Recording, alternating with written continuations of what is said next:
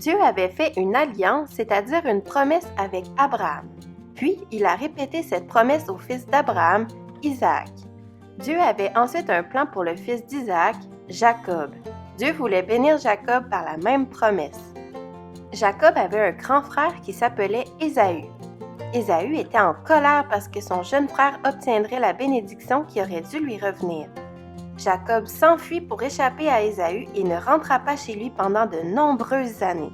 Puis un jour, Dieu dit à Jacob, « C'est l'heure de rentrer chez toi. » Jacob commença le voyage pour rentrer chez lui. Il amena sa famille et tout ce qui lui appartenait avec lui. Jacob avait peur de revoir son frère Ésaü. Ésaü serait-il toujours en colère contre lui? Jacob envoya des messagers devant lui pour prévenir Ésaü qu'il arrivait.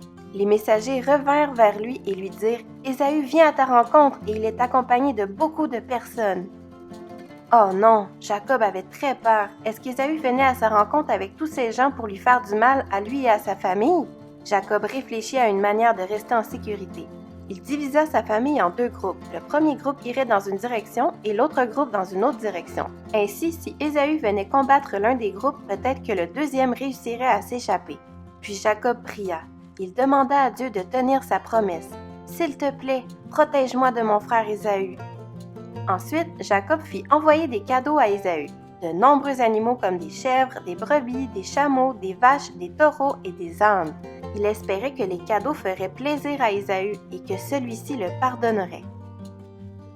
Cette nuit-là, un homme apparut à Jacob. En réalité, c'était Dieu.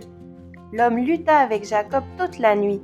Jacob ne voulait pas se laisser vaincre, alors l'homme blessa Jacob à la hanche. L'homme lui dit « Laisse-moi partir, car le jour se lève. » Mais Jacob ne le laissa pas partir et lui répondit « Je ne te laisserai pas partir avant que tu m'aies béni. » Alors l'homme déclara « Ton nom ne sera plus Jacob, mais Israël. Tu as lutté avec Dieu et avec les hommes, et tu as vaincu. » L'homme bénit Jacob. Le soleil se leva. Jacob boitait parce qu'il avait été blessé à la hanche. Jacob vit Ésaü et le grand groupe qui l'accompagnait venir vers lui. Il alla à la rencontre d'Ésaü et se prosterna en signe de respect. Ésaü courut jusqu'à lui et le prit dans ses bras. Il n'était plus en colère contre Jacob.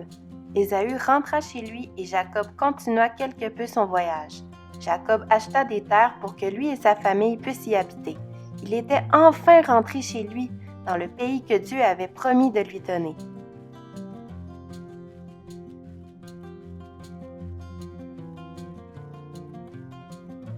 Dieu a changé la vie de Jacob et lui a donné un nouveau nom, Israël. Lorsque Jésus est mort et ressuscité, il a rendu possible notre adoption dans la famille de Dieu. Quand nous sommes adoptés dans la famille de Dieu, nous recevons aussi un nouveau nom. Nous sommes appelés enfants de Dieu.